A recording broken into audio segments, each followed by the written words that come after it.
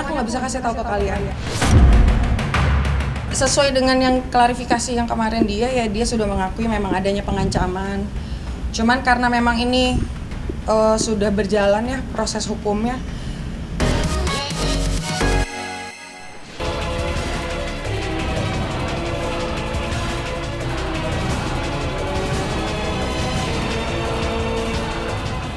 Inilah babak baru kasus Erika Karlina dan DJ Panda. Pasca pengakuan kontroversialnya terkait kehamilan di luar nikah serta ancaman yang diduga dilontarkan oleh DJ Panda selaku ayah dari bayi yang kini ada dalam rahimnya, Erika Karlina akhirnya membawa kasus pengancaman itu ke ranah hukum. Ya, semalam Erika terlihat mendatangi Polda Metro Jaya sendirian tanpa didampingi kuasa hukum maupun sang kekasih DJ Bravi untuk menindaklanjuti laporan yang sudah lebih dulu dibuatnya. Yang jadi sorotan berbeda dari penampilannya saat party yang serba wah dan seksi. Semalam Erika tampil sangat biasa dengan menutupi kepalanya. Selain tanpa riasan wajah, artis berusia 32 tahun itu juga coba menutupi kehamilannya yang telah memasuki usia 9 bulan dengan hoodie panjang. Sekilas hal itu membuatnya kehamilannya tidak begitu terlihat walau sudah hamil tua. Lantas apa kata Erika terkait laporan polisinya? Benarkah Erika terkena mental menghadapi pengancaman itu? Hukum yang sama DJ Panda ya? Hati-hati Mbak Er, tunggu sini ya. Aku cuman datang untuk melanjutkan proses hukum yang emang sudah berjalan. Ngasih bukti-bukti juga pengancaman yang berbahaya untuk janin aku. Sama ada saksi-saksi yang bersedia banget untuk jadi saksi salah satu yang ada di dalam grup itu. Emang menutupi kandungan aku memang sampai 9 bulan ini. Cuman karena adanya pengancaman ini jadi aku harus mau nggak mau demi janin aku harus ngomong juga. Jadi makanya aku bawa ke jalur hukum. Ada 500 orang ya di dalam grup itu, cuman bentuk pengancamannya aku nggak bisa kasih tahu ke kalian. Sesuai dengan yang klarifikasi yang kemarin dia sudah mengakui memang adanya pengancaman. Cuman karena memang ini sudah berjalan ya proses hukumnya. Jadi klarifikasi dia tuh ada setelah hukumnya sudah berjalan. Aku nggak perlu pertanggungjawaban dia, cuman memang aku melaporkan minta perlindungan hukum karenanya ada ancaman yang membahayakan janin aku. Kalau tidak pasti sampai kapanpun ini tidak akan terekspos. Karena selama 9 bulan aku berhasil kok nutupin ini kok. Kalau tidak pasti sampai kapanpun ini tidak akan terekspos. Karena selama 9 bulan aku berhasil kok nutupin ini kok.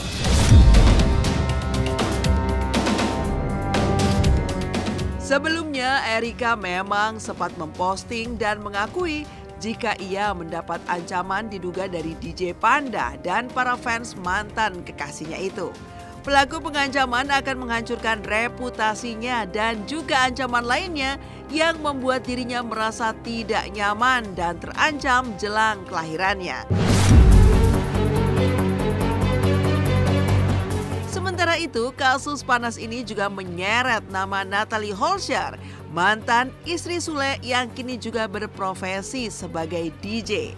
Pasalnya bersama DJ Panda dan rekan-rekannya di Circle Bahagia, Natalie sempat memparodikan ibu hamil berdaster tengah nge-DJ. Parodi itu diduga dibuat untuk menyindir kehamilan Erika Karlina.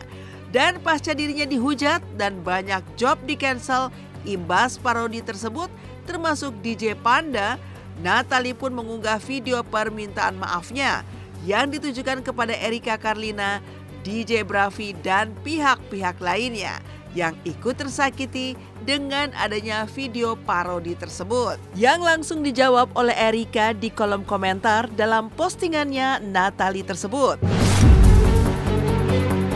Untuk semua pihak yang merasa terganggu atas unggahan tentang video konten yang sebagaimana sudah beredar di luar sana, secara pribadi saya tidak bermaksud untuk menyinggung siapapun.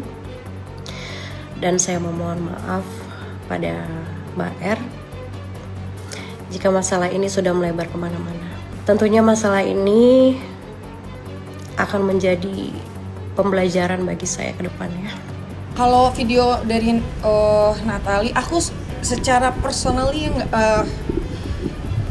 aku nggak pernah kenal ya sama Natalie ya. Maksudnya aku tidak pernah berteman dan tidak pernah ada masalah juga. Jadi kalau misalnya memang video parodi itu memang ditunjukkan kepada aku ya, kalau memang Kak Natalie ada itikat baik minta maaf, pasti aku maafin karena kan ngelihat dia juga ibu punya anak ya.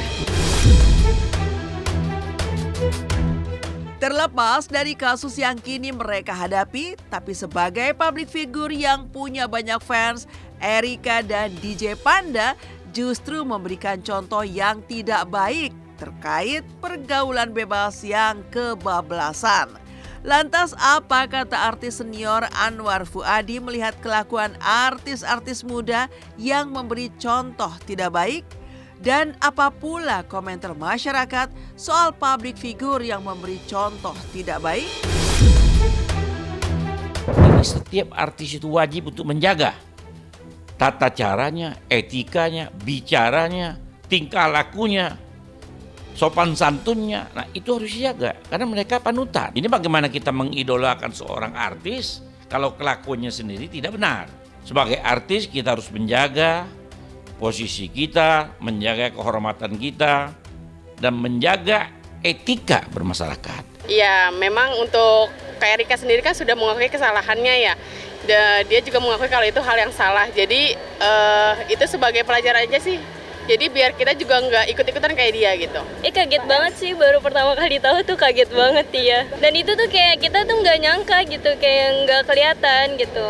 Nah pas tahu viralnya itu kayak, serius nih gitu. Tidak pernah terfikirkan oleh aku karena memang kan ini tanggung jawab aku ya. Aku yang salah kok. Aku dari awal udah akuin ini kesalahan aku yang harus tanggung jawab. Kalau hujatan pasti ada karena nggak mungkin hal-hal yang masih tabu kayak gini diterima semua orang. Proses hukum ini aku berharapnya cepat selesai sebelum aku lahiran aja sih. Heboh kasus Erika Carlina dengan DJ Panda yang memberi contoh yang tidak baik sebagai public figure terkait pergaulan bebas ternyata membuat Haji Faisal, orang tua Fuji, was-was dan khawatir.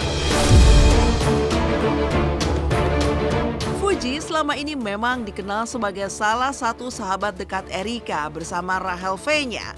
Ketiganya bahkan sering terlihat kumpul bersama. Lantas seperti apa kekhawatiran Haji Faisal kepada Fuji terkait circle pertemanannya? Benarkah Haji Faisal juga kerap menghubungi Fuji lewat video call untuk mengetahui keberadaan dan juga kegiatan Fuji bersama para sahabatnya itu?